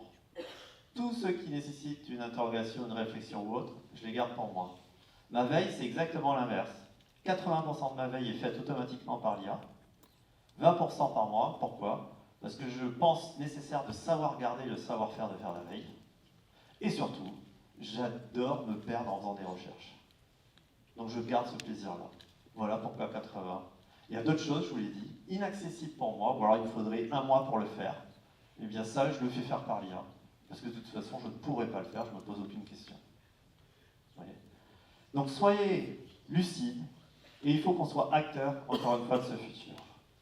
N'oubliez pas, je vous l'ai dit, je le redis, c'est une métamorphose collective. Ça touche tout le monde, tout le monde, tout le monde. Et dans ce monde-là, il y a plein de nouveaux acteurs qui vont naître. Ces nouveaux acteurs, ils vont naître nativement dans ces écosystèmes. Ils n'ont pas besoin de changer. On va rebattre beaucoup, beaucoup, beaucoup de cartes. Alors évidemment, dans des secteurs d'activité très régulés, ça sera moins fort que dans les secteurs d'activité non régulés. C'est certain. Mais ça va bouger partout. Donc à vous aussi, dans vos entreprises, de vous mettre dans ce mouvement-là et de capitaliser sur vos forces. Ça ne veut pas dire qu'il faut abandonner votre ADN, surtout pas. Il faut en faire une force. Mais n'oubliez pas que le changement va être la clé de votre transformation et de votre succès demain. Et très souvent, on se dit, waouh, mais bon, moi j'aimerais savoir ce qui va se passer dans les 10 prochaines années. Et là, je vous réponds, allez jouer au loto. Vous avez plus de chances de gagner que de savoir ce qui va se passer. L'enjeu, c'est pas celui-là. L'enjeu, c'est de revenir à ce qui ne va pas changer pour vous. Alors, je vous donne un exemple. L'acteur de la grande distribution dont je parlais tout à l'heure, eux, ils ont dit, mais les humains, ils vont toujours devoir manger. Quoi ils commencent, ça peut changer, mais ils vont devoir manger. Voilà un socle. Pourquoi c'est important ce socle? Parce qu'en fait, sur ce socle, vous pouvez construire le changement. Une banque a répondu, c'est pas la vôtre, mais une autre, a répondu, pour nous, que nos clients soient des humains ou des IA, peu importe, on se doit d'être proche de nos clients. Vous imaginez pas l'acceptation du changement dans cette phrase-là. Et la force que ça donne, parce que j'ai un socle. On aurait pu parler de milliards de choses, complètement folles, comme de pouvoir bientôt parler avec les animaux. C'est plus la science-fiction, on y arrive. On aurait pu parler de transhumanisme, on aurait pu parler de plein de sujets qui sont liés à l'intelligence artificielle. Ça sera pour une autre fois. Et si vous devez garder 5 choses de ce temps qu'on a passé ensemble, la première, vous l'avez compris, on va collaborer avec l'IA, qu'on le veuille ou non. Alors si vous ne le voulez pas, il y aura ce système à côté. Sinon, on y va. Alors je mets pour l'instant, pourquoi? La Chine envahit Taïwan, oups, petit changement. Ok. Les prix explosent, deuxième changement. Elle devient hyper puissante dans 8 ans, ok, on verra à ce moment-là. Aujourd'hui, on va dans ce monde-là, et il faut y aller sereinement en étant acteur. Deuxième point, le maître mot, c'est désapprendre. Désapprendre, désapprendre, désapprendre. Et j'en ajoute un, être critique. Le pire du pire que j'entends de plus en plus, ah, et ça, l'IA me l'a dit. Ah oui, ça me fait de belles jambes. Et ça, vous allez l'entendre de plus en plus. Troisième point, on est humain. Donc valorisons notre différence. À fond. N'essayons pas d'être en compétition avec l'IA. Ça serait la plus belle des erreurs. Valorisons nos différences. C'est clé. Et évidemment, ça imposera une organisation différente. Imaginez, simplement, si vous êtes manager, que vous allez manager des équipes hybrides où il y a des IA et des humains. Vous n'allez pas tout à fait manager de la même manière. Imaginez que votre manager ou manageuse devienne une IA. C'est pas la science-fiction, ça existe déjà dans des entreprises. Imaginez, pour ceux qui sont dirigeants, qui ont un codir, qu'il y aurait un membre de votre codir qui serait une IA. C'est pas de la science-fiction. Imaginez que le PDG de la boîte soit une IA. C'est pas de la science-fiction non plus, ça existe. Ce monde-là existe. Il est en train de grandir au fur et à mesure.